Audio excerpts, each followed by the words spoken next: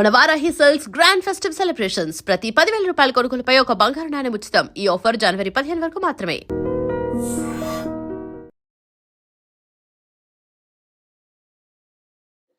నమస్కారం, welcome to I dream. ధర్మ మార్గం విత్ విజిత కార్యక్రమానికి స్వాగతం.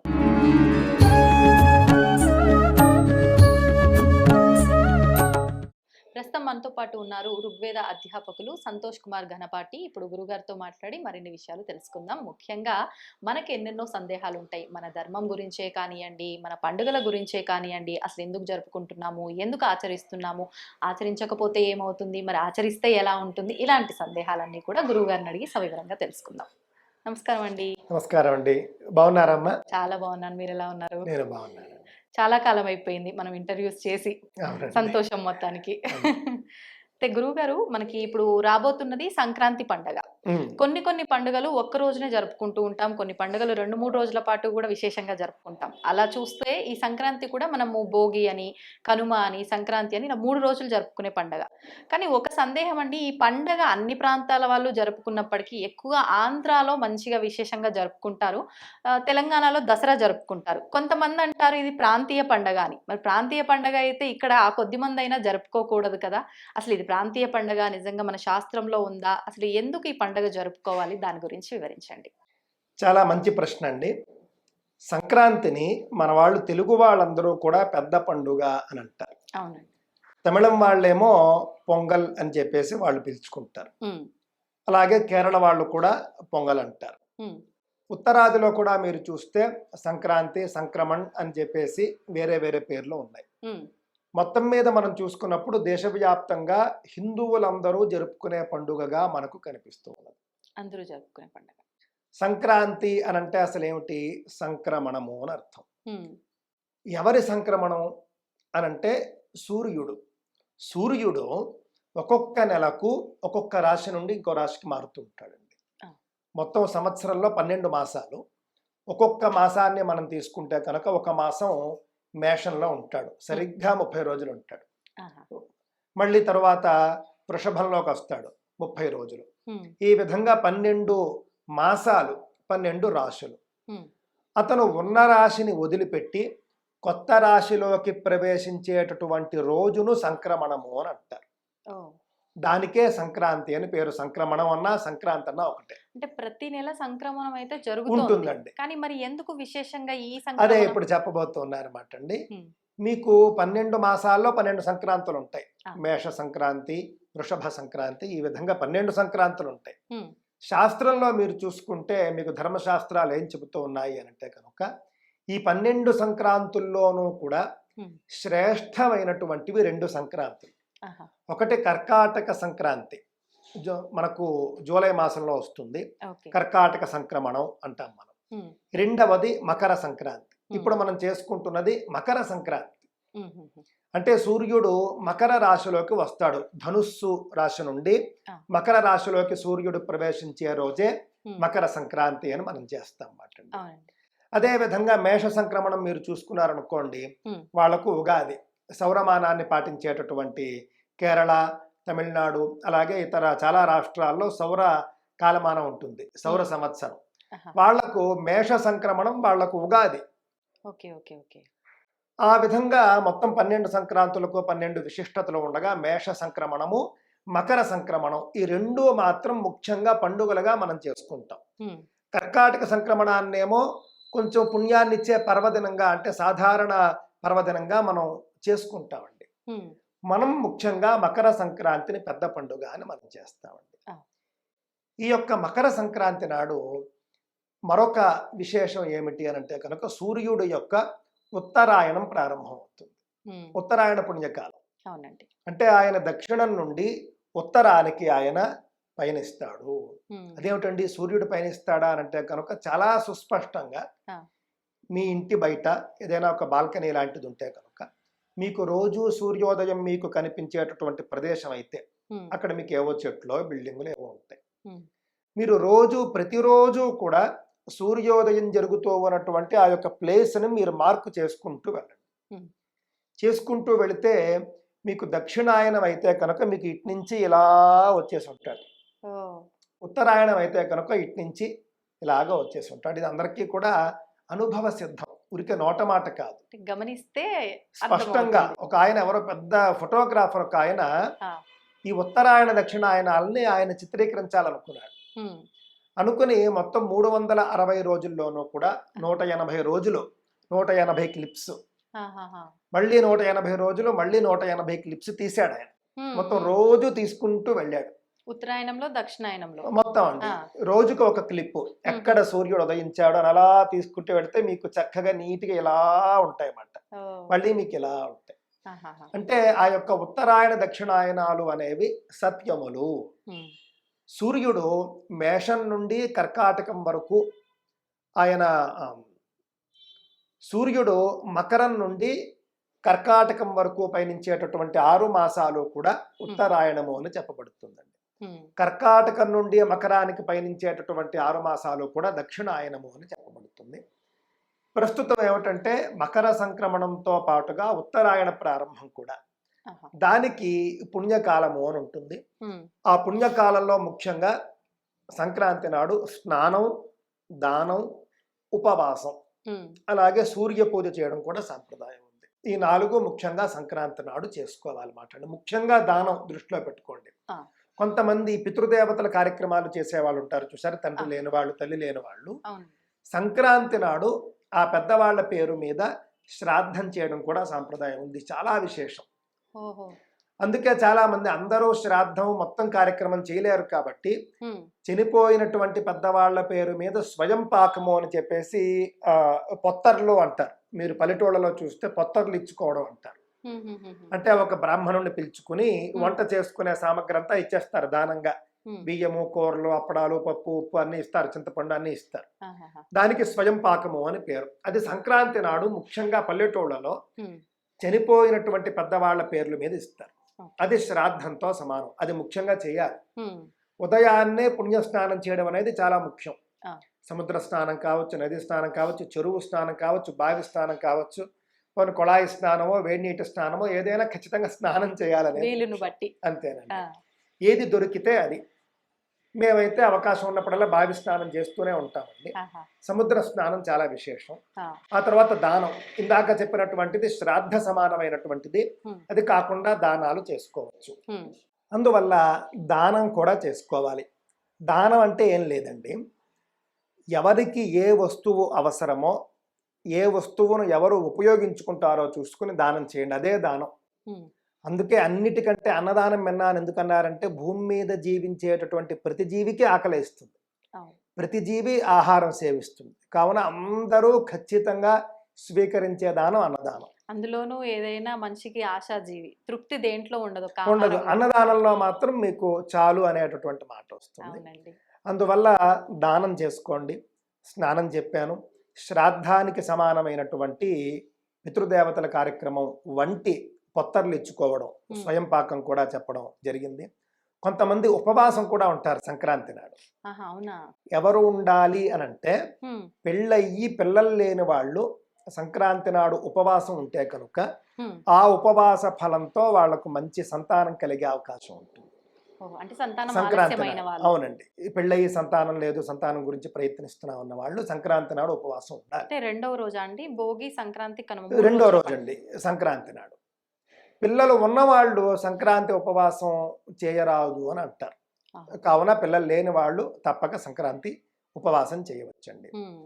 ఆనాడు సంక్రాంతి నాడు కొత్త బట్టలు ధరించడం చాలా ముఖ్యం. ఎవరైనా సరే మొత్తం 3 రోజులు ధరిస్తాం మనం. సరే, ఇప్పుడు సంక్రాంతి విశిష్టత నేను చెప్పాను, మొత్తం 3 రోజుల పండుగ ఏమిటో చెప్తాను. మనం భోగి, సంక్రాంతి, కనుమ అని మనం చేసుకుంటామండి. ఇందులో భోగితో ప్రారంభం అవుతుంది. భోగి నాడు ఉదయాన్నే అందరూ ఏం చేస్తారు, భోగి మంట అని వేస్తారండి. దీని వెనుక ఒక రహస్యం ఉన్నది, చాలా మందికి తెలియదండి. ఆ రహస్యం ఏమిటి అని అంటే, నేను ఇందాక చెప్పాను మీకు మొత్తం 12 సంక్రాంతులు ఉంటాయని. 12 సంక్రాంతుల్లోనూ కూడా 12 రకాల ప్రత్యేకమైనటువంటి దానాలు చెప్పింది శాస్త్రం. ఆ దానాల్లో భాగంగా మకర సంక్రాంతికి చేయవలసినటువంటి దానం ఏమిటో తెలుసునండి, కట్టెలు, నిప్పు. ఈ కట్టెలు, నిప్పు దానం చేయమన్నారు. కానీ ఎవరు తీసుకుంటారు? అవి దేనికి దానం చేయడము అంటే కనుక వెచ్చదనం కోసం. ఓకే. అంటే వాళ్లకు నిప్పు దానం ఇవ్వాలి అని అర్థం. హ్మ్. నిప్పు దానం వల్ల ప్రయోజనం ఏమిటి? వాళ్లకు బాగా చలిగా ఉంటుంది, వాళ్ళు చలి కాచుకొని కొంచెం సుఖాన్ని పొందాలి అనేది ఉద్దేశం. ఆహా! అందువల్ల మన పెద్దలు ఏం చేశారంటే, నేను కట్టెల దానం ఇస్తాను, నిప్పు దానం ఇస్తాను తీసుకుంటే ఎవడు రాడు. అందుకని చెప్పేసి మన వాళ్ళు ఏం చేశారంటే భోగి మంట వేయడం అనే సాంప్రదాయాన్ని తీసుకొచ్చారు. మీ ఇంటి ముందు మీరు భోగి మంట వేయండి, మీకు శక్తి ఉంటే. ఏమంటే కట్టెలు కొనుక్కోవాలన్నా, మంట వేయాలన్నా కాస్త అక్కడ స్థలం ఉండాలి, కట్టెల డబ్బులు ఉండాలి. ఆ మాత్రం స్థితిమంతులు భోగి మంట వేయడం అనేది ప్రారంభమైంది. భోగి మంట వేసినప్పుడు భోగి మంట వేసుకునే శక్తి లేని వాళ్ళు చుట్టుపక్కల వాళ్ళు వచ్చి ఆ మంట దగ్గర చలి కాచుకునేవాళ్ళు. మనం పిలవకుండానే వస్తారు అలా. అంతే కదండి.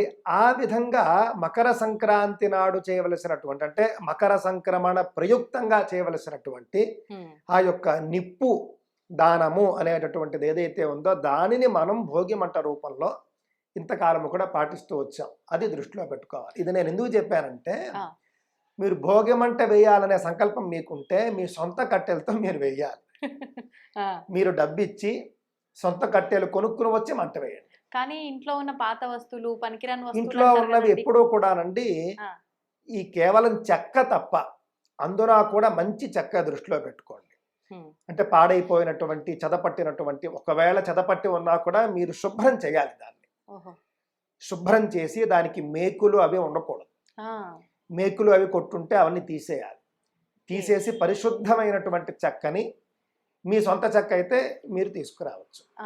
అంతేకాని కొంతమంది ఏం చేస్తారంటే అన్ని ఇళ్ళు తిరుగుతూ ఉంటారు, రాత్రి పడుకున్నప్పుడు అక్కడ ఏదో చెక్క. అది కరెక్ట్ కాదండి. భోగి మంట వేయడానికి కూడా ఒక ఫలితం ఉంటుంది. మీరు భోగి మంట వేస్తే ఆ భోగి మంటను చుట్టుపక్కల వాళ్ళందరూ చలి కార్చుకుంటే మీకు మంచి ఫలితం వస్తుంది. అది మీరు అన్నట్టు మన సొంత ఖర్చులతో చేస్తే, అది సొంత ఖర్చులతో మన ప్లేస్లో మన కట్టెలు, మన నిప్పు మనం చక్కగా వేసి 10 మందిని పిలవచ్చు. మేము భోగి మంట వేస్తూ ఉన్నాము, మీరు రండి అని చెప్పేసి. అలాగా భోగితో మొదలు పెడతారు, కానీ 3 రోజులు వేయచ్చు. మొత్తం భోగి, సంక్రాంతి, కనుమ 3 రోజులు భోగి మంట వేసుకోవచ్చు. తద్వారా మకర సంక్రాంతి విహిత దానములు చేసినటువంటి ఫలితం మీకు వస్తూ ఉన్నది. ఆ విధంగా భోగి మంటతో ప్రారంభిస్తాం. అదే మంట మీద మనం వేడి నీటిని కాచుకుంటాము. కాచుకొని చక్కగా అందరూ స్నానం చేస్తారు, తల రుద్దుకొని స్నానం చేస్తారు. ఈ పండుగల్లోనైనా కుంకుడు కాయలతో స్నానం చేయమని నేను కోరతాను అందరినీ కూడాను. కుంకుడుకాయల వాడకం మనం మానేస్తే, పండించడం మానేస్తారు. కుంకుడుకాయ అంతరించకపోతే మనకు లేనిపోని రోగాలన్నీ కూడా ఈ యొక్క కొత్త షాంపూలతో వస్తున్నాయి. మీకు కుంకుడుకాయలో ఉన్నటువంటి ప్రత్యేకత ఏమిటో చెప్పమంటారండి. కుంకుడుకాయ మీకు 2 in 1. మీరు షాంపూగా వాడచ్చు, సబ్బుగా వాడచ్చు. మీకు పూర్వకాలం ఏం చేసేవారు తెలుసు కదా మీకు. కుంకుడుకాయని పద్ధతిగా మన నానమ్మలు వాళ్ళు కలిపి తయారు చేసి ఇచ్చేసేవారు. అది బాడీ వాష్ లాగా ఒక లిక్విడ్ తయారైపోయేది. తల రుద్దుకోవచ్చు, ఒళ్ళు కూడా దాంతోనే. ఇంకా మీకు మొత్తం కుంకుడుకాయతోనే పని అయిపోతుంది. అంతే, అలా చేసేవారు. ఇప్పుడు పనికిరాని సబ్బులన్నీ వాడి ఇప్పుడు అసలు లేనిపోయిన కొత్త కొత్త రోగాలు, చర్మ క్యాన్సర్లు అవన్నీ సబ్బుల వల్ల వస్తున్నాయి, షాంపూల వల్ల కూడా. అందువల్ల పండుగల సందర్భంలోనైనా కుంకుడుకాయ వాడే ప్రయత్నం చేయండి. కుంకుడుకాయతో శుభ్రంగా తలంటుకుని స్నానం చేయండి, కొత్త బట్టలు ధరించండి, మీ సాంప్రదాయాలను బట్టి బొట్లు పెట్టుకోండి. భోగి పండుగ నాడు ఎలాగో బంధువులు వస్తారు, భోజనాలు అన్ని మామూలే. సాయంత్రం భోగి పళ్ళు పోయడం అనేది చేస్తారు. అంటే చిన్నపిల్లలకి భోగి పళ్ళు పోస్తారు. ఇది ఎందుకంటే దిష్ట? అవునండి, అంటే పిల్లలకు బాలారిష్ట దోషాలు రాకుండా, అలాగే గ్రహ పీడలు, చీడపీడలు అంటాం మనం, అలాంటి పిల్లలకు సహజంగా అంటేటటువంటి చీడపీడలు రాకుండా భోగి పళ్ళు అనేవి చాలా అద్భుతంగా పనిచేస్తాయి. పిల్లలు అంటే ఎన్ని సంవత్సరాల నుంచి ఎన్ని సంవత్సరాలు? 6 ఏళ్ల వయసు ఉన్న వాళ్ళ వరకు చేస్తారండి మామూలుగాను. సరే 12 ఏళ్ల వరకు కూడా చేసేస్తున్నారు ఈ రోజుల్లో. ముఖ్యంగా 6 ఏళ్ల వయసు వరకు ఉన్నటువంటి పిల్లలందరికీ భోగి పళ్ళు సాయంకాలం పోస్తారు. ముత్తైదువులు, సువాసనలు వాళ్ళందరూ వచ్చి భోగి పళ్ళు పోసి అక్షతలు వేసి ఆశీర్వదించడం. అంటే పిల్లలకు సాయంత్రం స్నానం చేయిస్తారు, కొత్త బట్టలు వేస్తారు, బొట్టు పెడతారు, చక్కగా కూర్చోబెడతారు, భోగి పళ్ళు పోయిస్తారు. దానివల్ల రోగాలు రాకుండా ఉంటాయి. అది కూడా మనం దృష్టిలో పెట్టుకోవాలి. ఈ భోగి పళ్ళ సాంప్రదాయంలో రేగు పళ్ళు వాడతారండి. రేగు పళ్ళనే సంస్కృతంలో బదరీ ఫలాలు అని అంటారు. వాటికి విశేషమైనటువంటి ఫలితం ఉన్నది. రేగుపళ్ళు అనేటటువంటివి ఆ యొక్క పిల్లల శరీరం మీద వేస్తారు. వాటితో పాటు చెరుకు ముక్కలు ఏర్పాటు చేసుకుంటారు. రాగి నాణేలు అంటే రాగి కాయిన్స్ ఏర్పాటు చేసుకుంటారు. అసలు పూర్వకాలం రాగి కాయిన్స్ ఏర్పాటు చేసేవారు. ఇప్పుడేమో మామూలు రూపాయి కాసులు వేసేస్తున్నారు. కానీ ఇప్పటికీ దొరుకుతూ ఉన్నాయండి. రాగి కాయిన్స్ అమ్ముతారు, అవి తెచ్చుకోవచ్చు. అవి అలాగే కొమ్ము శనగలు, పువ్వులు, ఈ 5 కలిపి భోగి పళ్ళుగా వేస్తారు. ఇంకోసారి చెబుతున్నాను, దృష్టిలో పెట్టుకోండి. రేగు పళ్ళు, చెరుకు ముక్కలు, రాగి నాణెములు, కొమ్ము శనగలు, పువ్వులు, ఈ 5 కలిపి భోగి పళ్ళు అని చెప్పేసి పిల్లల మీద వేస్తారు. అక్షతలు వేసి ఆశీర్వదిస్తారు పెద్దవాళ్ళందరూ.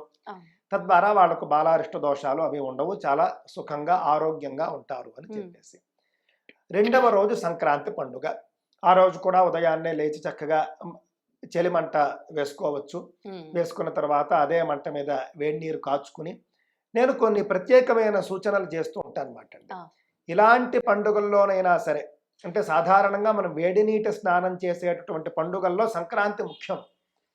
ఇలాంటి పండుగల్లోనైనా సరే గీజర్ నీళ్లు కాకుండా చక్కగా ఈ విధంగా కట్టెల మీద నీటిని కాచుకుని స్నానం చేయండి, కుంకుడుకాయతో స్నానం చేయండి అని చెబుతూ, కొత్త బట్టలు ధరిస్తాం కదా సంక్రాంతి నాడు కూడా ఉదయాన్నే మంట వేసుకోవడము, చలి కాచుకోవడము, వేడి నీళ్లు పెట్టుకోవడం, కుంకుడుకాయతో స్నానం చేయడం వరకు బాగానే ఉంది. కొత్త బట్టలు ధరించాలి. ఈ కొత్త బట్టలు సహజంగా పండుగలు అనేసరికి ఆడవారు షాపింగ్కి వెళ్ళి చీరలే కొనుక్కుంటారు ఎక్కువగా. పండుగ అనేసరికి వాళ్ళు చీరలే కొంటారు. కావున ఆడవాళ్ల విషయంలో పర్వాలేదు. మగవాళ్ళ దగ్గరికి వచ్చేసరికి ఏం చేస్తున్నారు పండుగ అంటే, వీళ్ళు షర్ట్లు, జీన్ ప్యాంట్లు వీళ్ళు కొనుక్కుంటారు. ఇప్పుడు వస్త్రధారణ గురించి మనం మాట్లాడుతాం, ఆడవారు ఇలా కట్టుకోవాలి చేసుకోవాలి అని. అత్యధికంగా పండుగలకు పెళ్లిళ్లకు ఆడవాళ్ళు బాగానే చీరలే కొనుక్కుంటారు. కానీ మగవాళ్ళు ఎల్లప్పుడూ ప్యాంటు షర్ట్లు. మరి మన పంచెకట్టు ఏమైంది అంటే, ఈ యొక్క పంచె అనేసరికి మన వాళ్ళందరూ అబ్బాయిలు భావించేది ఏమిటంటే, అదేదో వేద పండితుల బట్ట, లేకపోతే పౌరోహిత్యం చేయించే వాళ్ళ బట్ట, లేకపోతే ఖచ్చితంగా పూజలు చేయించినప్పుడే కట్టుకునే బట్ట అని అనుకోవడం పక్కన పెట్టాడు. అంటే కనీసం పండుగల్లోనైనా సరే పంచె కొనుక్కోవచ్చు కదా. మీరు పండుగ బట్టలు అని కొనుక్కోవడానికి వెళ్తారు కదా, చక్కగా మంచి పంచె, పోనీ షర్టే వేసుకోండి కాదంటారు. దాని మీద ఒక కండువా, రాజకీయ నాయకులు కండువా లాగా ఒకటి వేసుకోండి. చాలా మందికి ఏమనిపిస్తుంది, పంచె చిన్నతనంగా భావించే వాళ్ళు కొంతమంది ఉంటారు. నేను మొన్న చూశాను మాట అండి, ఒక మంచి పట్టు పంచె, కండువా, షర్ట్, ఈ యొక్క మొత్తం సెట్ ఎంత అని అడిగాను. నాకు బాగా నచ్చింది. ఎంత అని అడిగితే 30,000 రూపాయలు చెప్పాడు. అంటే అంత బాగుంది. ఇది 30,000 ఇవ్వచ్చు అనిపించేట్టుగానే ఉంది. అంటే మీకు పంచే కండువా అంటే సాంప్రదాయ వస్త్రాల్లో కూడా అద్భుతమైనటువంటి వచ్చేసాయి. అంటే అన్ని విధాలుగా ఉన్నాయి. అంటే మీరేదో పంచె కట్టుకుని అయ్యో చిన్నతనంగా ఏదో పాడైపోయిన పంచె, పాత పంచెలాగా భావించక్కర్లేదు. మంచి లగ్జరీ పంచెలు, మంచి కాస్ట్లీ పంచెలు దొరుకుతున్నాయి. అవి కొనుక్కొని పండుగకి వేసుకోవచ్చు, కొత్తల్లుడికి పెట్టచ్చు. ఆ విధంగా అబ్బాయిలు కూడా పండుగలకు పంచెలు ధరించండి. అమ్మాయిలు చీరలు ధరిస్తారు, లేదా లంగా ఓణీలు ధరిస్తారు. ఇది చెబుతున్నాను. ఈ విధంగా సాంప్రదాయ వస్త్రధారణ స్త్రీ పురుషులిద్దరూ ఈ సంక్రాంతి పండుగకి చేసుకోండి అని చెబుతూ, సంక్రాంతి నాడు సాధారణంగా కొత్త బట్టలు ధరించడం, బొట్టు పెట్టుకోవడం, పెద్దవాళ్ళ ఆశీస్సులు తీసుకోవడం, ఇందాక చెప్పినట్లుగా దానాలు అవి చేసుకుంటారు. బంధువులు వాళ్ళు వస్తే ఆటలు అవి చాలా చక్కగా మనందరికీ తెలిసినటువంటిది. గాలిపటం వేసుకోవడాలు, గాలిపటం పోటీలు చాలా చోట్ల చేస్తూ ఉంటారు. అది కూడా ఒక ప్రత్యేకంగా మనకు కనిపిస్తుంది. సంక్రాంతి తరువాతి రోజును కనుమ అంటాం మనం. ఈ యొక్క కనుమ నాడు సహజంగా ప్రయాణాలు చేయకూడదండి, చేయరు. అంటే కనుమ అంటే ఏమిటంటే పంచ కనుమలు అని ఉంటాయి మొత్తం సంవత్సరంలో. 5 కనుమలు. సహజంగా మనకు సంక్రాంతి కనుమే తెలుసు. 5 కనుమలు అని ఉంటాయి. 5 కనుమలు ఏమిటట, సంక్రాంతి తరువాత రోజు ఒక కనుమ. అదేవిధంగా జాతరలు అని చేస్తారు, గ్రామ దేవతల జాతరలు. ఆ జాతర చేసినటువంటి తరువాత రోజుకు కూడా కనుమ అని పేరు ఆ గ్రామవాసులకి. అదేవిధంగా కొన్ని సందర్భాల్లోని జరగకూడనివి జరిగి గ్రామం తగలబడిపోయి ఉంటుంది, ఆ తరువాత రోజుకు కూడా కనుమ అని పేరు. ఒక కుటుంబానికి ఒక కనుమ ఉంటుంది. ఆ కుటుంబంలో ఎవరైనా చనిపోయి శవదహనం చేసినటువంటి రోజు ఉంటుంది. ఉమ్, ఉమ్, ఆ తరువాత రోజు కనుమ అన్నారు. ఆహా, అలాగే గ్రహణం వచ్చినటువంటి తరువాత రోజు కనుమ అని అన్నారు. ఆ, ఈ 5 రకాల కనుమల నాడు కూడా ప్రయాణం చేయకూడదు. శూల అని ఉంటుంది. ఉమ్, అది శ్రేయస్కరం కాదు అని అర్థం మాటండి. ఓకే. ఈ పంచకనుమల్లో సంక్రాంతి తరువాత రోజు కనుమ కూడా ఉన్నది. ఇది అందరూ ఆచరించాల్సింది. ఇది అందరూ పండుగ ఆచరిస్తారు. తర్వాత. ఇది సంక్రాంతి తరువాత కనుమ, గ్రహణం తరువాత కనుమ అందరూ అందరూ ఆచరించాలి అన్నమాట. ఆచరించాలి. ఉమ్, కావున కనుమ నాడు ప్రయాణం చేయరు. ఇతర ఆచారాలు సంక్రాంతి నాడు ఏవైతే స్నానము, పానము, కొత్త బట్టలు అవన్నీ కనుమ నాడు కూడా ఉమ్, మన వాళ్ళు చేస్తారు అన్నమాట అండి. ఇది మాత్రమే కాకుండా సంక్రాంతి పశువులకు, రైతులకు గొప్ప పండుగ. రైతులు వాళ్లకు పంట చేతికి వస్తుంది. అవును. ఆ పంట మొత్తం కోత అయిపోయి మొత్తం సిద్ధంగా ఉంటుంది. ఉమ్, పశువులు ఎంతో సేవ చేసి ఉంటాయి. అవును. అందుకని వాటిని కూడా శుభ్రంగా కడిగి అలంకరించి వాటికి బట్టలు ఇచ్చుకుని కృతజ్ఞత చెప్పుకుంటారు. ఉమ్, పంట వచ్చి ఉంటుంది కాబట్టి అది ఒక రకమైనటువంటి పండుగ వాతావరణం వాళ్ళకు సహజంగానే అవును. రైతుల ఇళ్లల్లో ఉంటుంది. రైతులు కూడా పాపం ఉమ్, రైతులు కూడా పాపం ఇంటి పట్టున ఉండేటటువంటి రోజులు ఇవి. అంటే అవును. పంట చేతికి వచ్చేస్తే ఇంకా అప్పుడే పొలానికి కొన్ని రోజులు వెళ్ళక్కర్లేదు కదా, విశ్రాంతి. ఆ, మళ్ళీ కొంత సమయం వాళ్ళకి విశ్రాంతి ఉంటుంది. అవును. ఆ విధంగా పిల్లా జల్లా అందరూ కలిసి చేసుకునే పండుగ సంక్రాంతి పండుగ. గ్రామాల్లో కోళ్ల పందాలని అవని ఇవని చేసుకుంటూ ఉంటారు, అది వేరే విషయం. ఉమ్, ఈ విధంగా సంక్రాంతి అనేది చాలా అద్భుతమైనటువంటి పండుగ. ఆ. ఉత్తరాయణ ప్రారంభ కాలము, ఉత్తరాయణ పుణ్యకాలము, దానాలు, జపాలు, స్నానాలు ఇందాక చెప్పుకున్నవన్నీ చేసుకుని ఉమ్. సాంప్రదాయబద్ధంగా పండుగ ఆచరించుకునేటటువంటి ప్రయత్నం చేయండి. ఇంకొకటి మనకి బొమ్మల కొలువు అనే సాంప్రదాయం కూడా చాలా మంది ఆచరిస్తారు. ఇది పండుగలో భాగమేనా అండి? ఈ బొమ్మల కొలువు అనేది కొన్ని ప్రాంతాల్లో దసరాకి పెడతారండి, ఆ, కొన్ని నవరాత్రుల ప్రాంతాల్లో సంక్రాంతికి పెట్టుకుంటారు. టైం. ఉమ్, మంచిదేనండి. ఈ బొమ్మల కొలువు అనేటటువంటిది ఒక ఎగ్జిబిషన్ లాంటి దృష్టిలో పెట్టుకోండి. ఉమ్, పూర్వకాలంలో ఇది ఇంటింటా ఎగ్జిబిషన్ లాగా పనిచేసేవి. ఉమ్, ఉమ్, అంటే మనం ఏదైతే రామాయణం అని, భారతం అని, భాగవతం అని మనం చెప్పుకుంటామో అవును. అవి బొమ్మల రూపంలో చూపించడం. ఉమ్, బొమ్మల కొలువులో మీకు ఎలాంటి బొమ్మలు ఉంటాయో చెప్పండి. ఆ, రాముడు, సీతారాముడు, ఇన్ని దేవతా విగ్రహాలు. రావణాసురుడు చంపినట్లు ఇవన్నీ మీకు రకరకాలుగా మన పౌరాణిక పాత్రలన్నీ బొమ్మల రూపంలో మనకు కనిపిస్తాయి అక్కడ. అవును.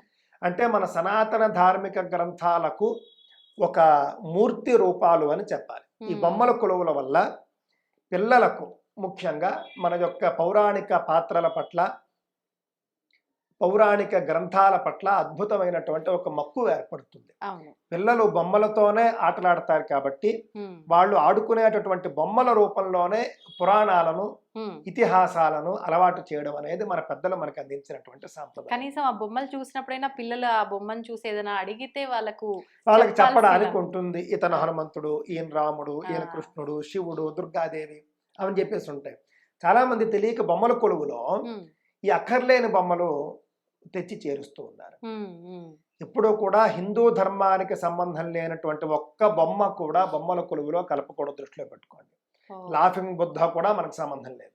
లాఫింగ్ బుద్ధ బొమ్మ కూడా బొమ్మల కొలువులో ఉండనక్కర్లేదు. కొంతమంది ఏంజల్స్ బొమ్మలు పెట్టుకుంటారు, అక్కర్లేదు, తప్పు. అవన్నీ కాదండి, హిందూ ధర్మానికి సంబంధించిన బొమ్మలే పెట్టుకోవాలి. మీరు మైసూర్లో మీరు చూస్తే బొమ్మల కొలువు నాకు తెలిసి దేశవ్యాప్తంగా మైసూర్లోనే ఫేమస్. అసలు ఒక ఇల్లు పూర్తి బొమ్మల కొలువు పెట్టేస్తారు. ఎప్పుడండి? సంక్రాంతి. ఇది దసరాకి జరుగుతుంది. మీరు ఎప్పుడైనా వస్తే నేను తీసుకెళ్తాను. దాదాపుగా ఒక 2-3 అంతస్తులు ఉన్నటువంటి బిల్డింగ్ మొత్తం బొమ్మల కొలువు పెడతారు అక్కడ. మొత్తం రకరకాల బొమ్మలు.